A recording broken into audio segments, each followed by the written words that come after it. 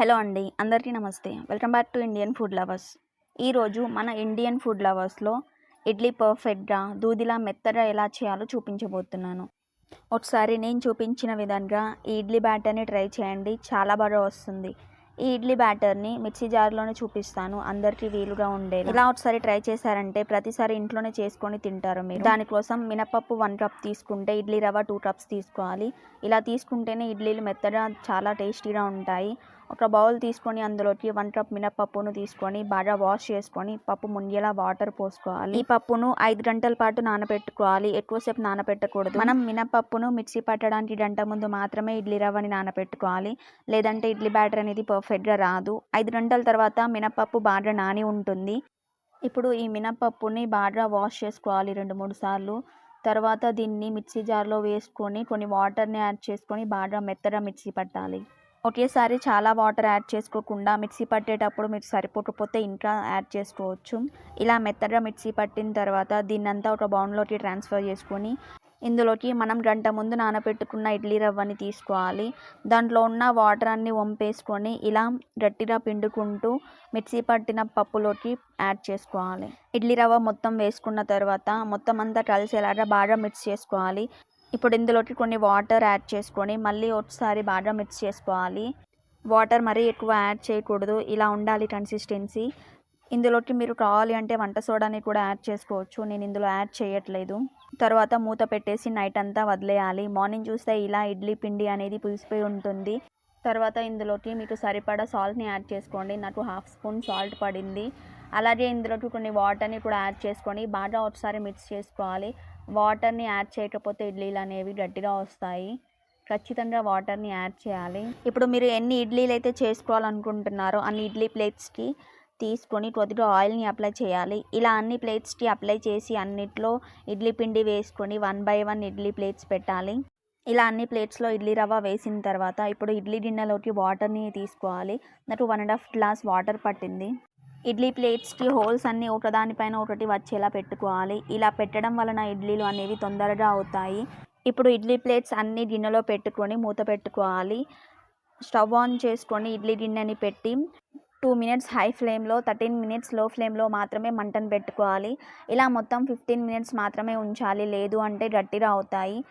15 minutes తర్వాత మూత తీసి చూస్తే అర్థమైపోతుంది ఇడ్లీలు రెడీ అయిపోయాయని. ఇప్పుడు స్టవ్ ఆఫ్ చేసుకొని ప్లేట్స్ అన్ని బయట పెట్టుకొని అన్ని స్పూన్తో తీసుకోవాలి. స్పూన్ని వాటర్లో తడుపుతూ తీస్తే అంటుకోకుండా ఈజీగా వచ్చేస్తాయి. ఇలా అన్ని ఇడ్లీలు తీసుకున్న తర్వాత ఒక ఇడ్లీని పట్టుకొని చూస్తే చాలా మెత్తగా ఉంటాయి. ఇలా నేను చూపించే విధంగా ఇంట్లో చేస్తే గట్టిగా వస్తాయని చాలామంది బయట హోటల్లో తింటూ ఉంటారు. ఇలా నేను చెప్పిన టిప్స్ని ఫాలో అవుతూ నేను చేసిన ప్రాసెస్లో మీరు కూడా ట్రై చేయండి, చాలా మెత్తగా టేస్టీగా ఉంటాయి. బయట తినాలి అనే ఆలోచన కూడా మీకు రాదు. ఇప్పుడు ఇడ్లీలోకి బెస్ట్ కాంబినేషన్ అంటే సాంబార్ నేను కాకుండా మా హస్బెండ్ చేస్తా అన్నారు. నువ్వు ఇడ్లీ చేసావు కదా, నేను సాంబార్ చేసి పెడతానని. అదేంటో తెలీదు, బాయ్స్ ఏ వంట చేసినా సరే టేస్ట్ చాలా బాగుంటుంది. మా నాన్న అన్నయ్య చేస్తే కూడా టేస్ట్ చాలా బాగా వచ్చేది. కానీ బాయ్స్ ఊరికే చేపిస్తూనే ఉంటారని చెప్పి ఎప్పుడో ఒకసారి చేపిస్తూ ఉంటారు. ఎప్పుడో ఒకసారి చేసినా సరే ఎందుకో టేస్ట్ బాగుంటుంది. సాంబార్ మా హస్బెండ్కి చాలా ఇష్టం, అందుకే నేను చేస్తా ఇవ్వు అనేసి అన్నారు. ప్రాసెస్ అంతా ఆయననే చేస్తున్నారు. ఈ సాంబార్ కోసం 1 కప్ కందిపప్పు తీసుకొని 1 hour ముందు నానబెట్టుకోవాలి. తర్వాత ఇందులోకి 4 టమాటాలను కట్ చేసుకొని వేసుకోవాలి. అలాగే ఇందులోకి పచ్చిమిరపకాయలు 1/2 చేసుకొని వేసుకోవాలి. మీరు తినే స్పైసీని బట్టి పచ్చిమిర్చిని వేసుకోండి. పచ్చిమిర్చి వేసుకున్న తర్వాత 1/2 teaspoon పసుపు, 2 tablespoon ఆయిల్ వేసుకోవాలి. ఇందులో ఆయిల్ వేయడం వలన తొందరగా ఉడుకుతుందంట పప్పు, మా వారు చెప్పారు. అలాగే ఇందులోకి 1/2 teaspoon సాల్ట్ని వేసుకొని పప్పు అంతా మునిగేలాగా వాటర్ని పోసుకోవాలి. నాకు పప్పు తీసుకున్న కప్ తోటి 1.5 cup వాటర్ పట్టింది. తర్వాత వీటిని ఒకసారి బాగా కలుపుకొని మూత పెట్టేసి మంట మీడియం ఫ్లేమ్లోనే పెట్టి ఉడికించుకోవాలి. ఇలా 6 విజిల్స్ వచ్చే వరకు ఉడికించుకోవాలి, సరిపోతుంది. 6 విజిల్స్ వచ్చిన తర్వాత స్టవ్ ఆఫ్ చేసుకొని ప్రెషర్ అంతా తీసేసి పప్పు గుత్తితో ఇలా మెత్తగా రుబ్బుకోవాలి. ఇందులోకి మీరు కావాలి అంటే వాటర్ని యాడ్ చేసుకొని అయినా రుబ్బుకోవచ్చు. ఇలా పప్పు అంతా మెత్తగా రుబ్బుకున్న తర్వాత పక్కన పెట్టుకోవాలి. తర్వాత స్టవ్ ఆన్ చేసుకొని ఇలా మందంగా ఉండే గిన్నెను పెట్టుకోవాలి, లేదు అంటే పప్పు అనేది అడుగంటుకుంటుంది. ఇందులో 2 tablespoon ఆయిల్ని వేసుకొని ఆయిల్ బాగా హీట్ అయిన తర్వాత 1/2 teaspoon జీలకర్ర, 1/2 teaspoon ఆవాలు, కొన్ని ఎల్లిపాయలు వేసుకోవాలి. ఒకసారి కలుపుకొని తర్వాత ఇందులోకి ఎండుమిరపకాయలు కరివేపాకును వేసుకోవాలి. ఎండుమిరపకాయలని కొద్దిగా ఫ్రై అవ్వనివ్వాలి.